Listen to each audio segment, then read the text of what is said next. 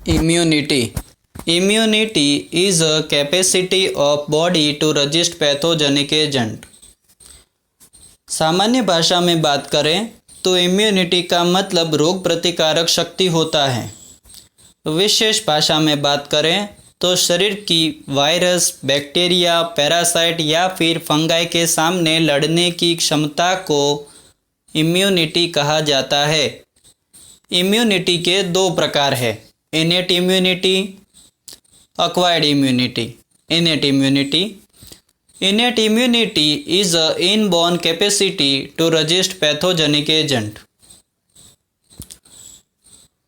ये immune system natural होता है, बाय बर्थ होता है। इसको पाने के लिए किसी भी प्रकार के एक्सपीरियंस या फिर अभ्यास की आवश्यकता नहीं होती।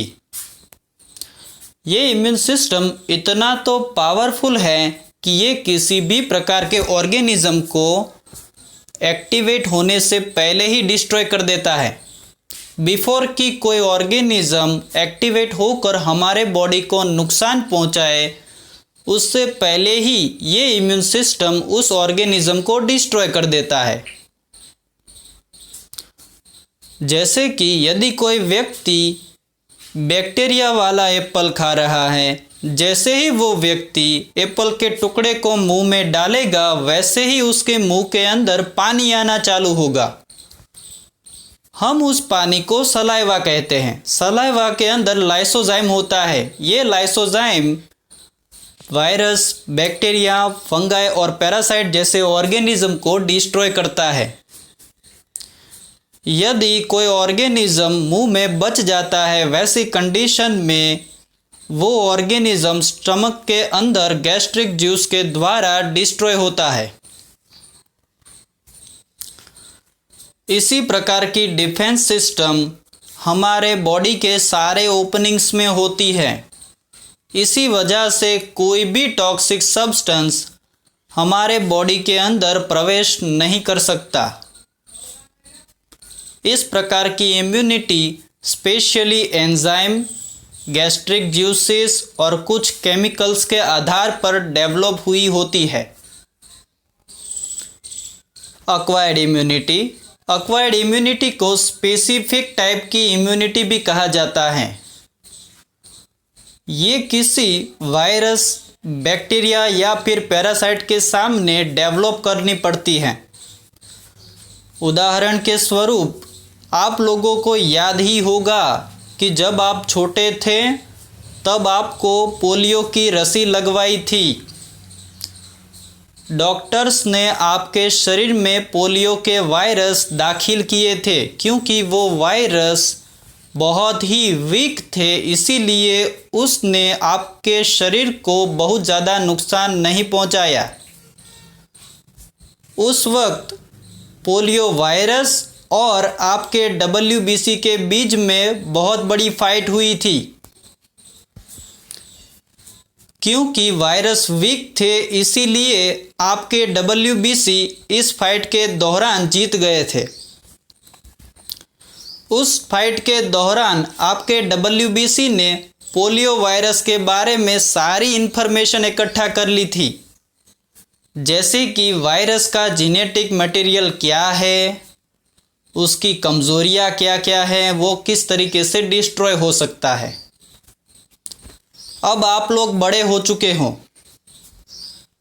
यदि आज कोई पोलियो वायरस आपके शरीर में एंटर होता है, वैसी कंडीशन में आपके WBC पोलियो वायरस के खिलाफ लड़ने के लिए तैयार होते हैं।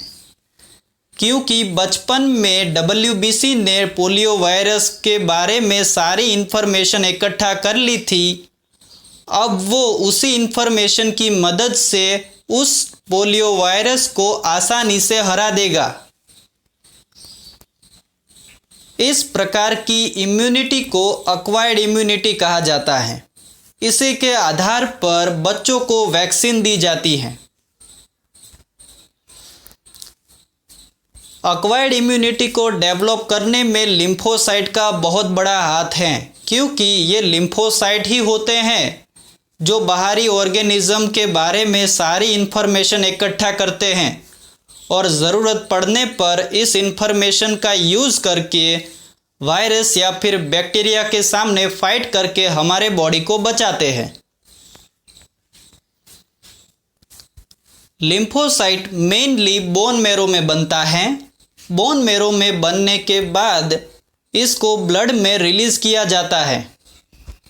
बच्चों के जन्म होने से कुछ दिन पहले और जन्म होने के कुछ दिन बाद के पीरियड में ये लिम्फोसाइट दो जगह पर प्रोसेस होता है। जो लिम्फोसाइट थाइमस के अंदर प्रोसेस होता है हम उन्हें टी लिम्फोसाइट कहते हैं। जो लिम्फोसाइट बोन मैरो के अंदर प्रोसेस होता है हम उन्हें बी लिम्फोसाइट कहते हैं। इस समय के दौरान थाइमस अपने अंदर से थायमिन नाम का हार्मोन रिलीज करता है। थायमिन की मदद से लिम्फोसाइट का प्रोलिफरेशन बढ़ जाता है। लिम्फोसाइट एक्टिव हो जाते हैं। प्रोसेस के दौरान लिम्फोसाइट अलग अलग विभाजन में विभाजित होते हैं, जैसे कि टी लिम्फोसाइट 4 विभाजन में विभाजित होता है। T helper cell, T cytotoxic cell, T suppressor cell, T memory cell.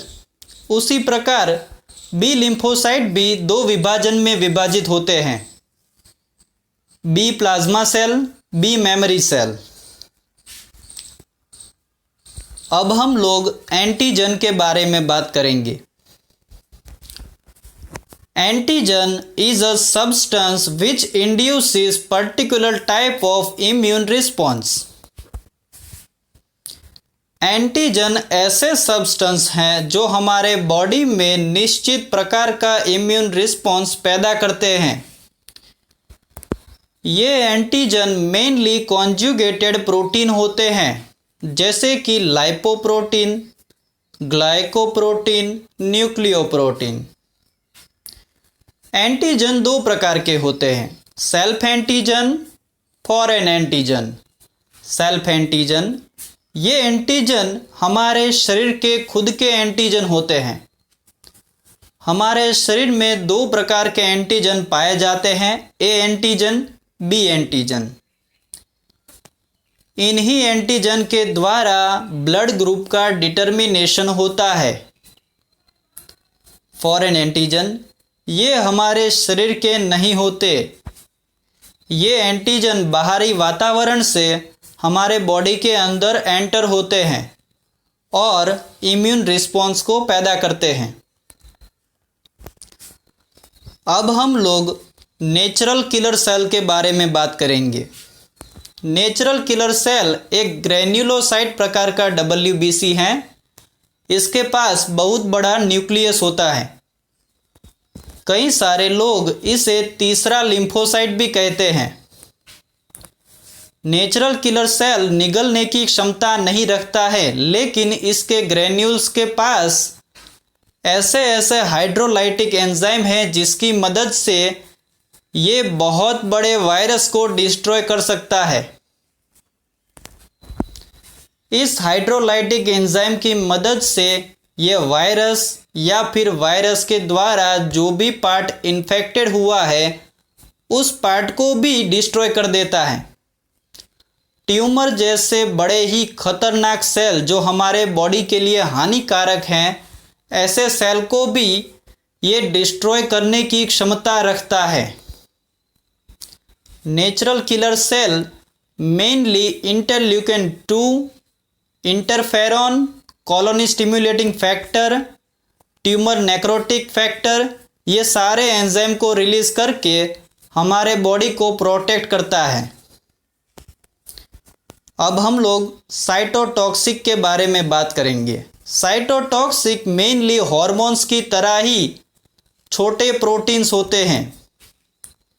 Cell एक दूसरे के साथ कम्युनिकेट करने के लिए इस प्रकार के हॉर्मोन्स का यूज़ करते हैं। इस प्रकार के हॉर्मोन्स मेनली WBC रिलीज करते हैं। ये हार्मोन स्पेसिफिक टाइप के सेल के साथ बाइंड होते हैं और कम्युनिकेट करने में मदद करते हैं। ये हार्मोन हमारे इम्यून सिस्टम को रेगुलेट करने में मदद करता है। साइटोटॉक्सिक के कई सारे डिवीज़न हैं।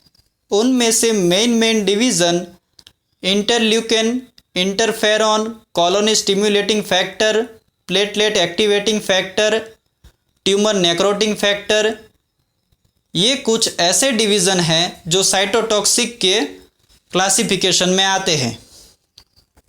ये सारी बातें इम्यूनिटी के बेसिक के बारे में थी। इम्यूनिटी को विशेष रूप से अगले सेक्शन में चर्चित किया गया है। यदि आप लोग सेल्यूलर इम्यूनिटी या फिर ह्यूमरल इम्यूनिटी के बारे में इंटरेस्टेड हैं तो आप वहां जाकर पढ़ सकते हैं।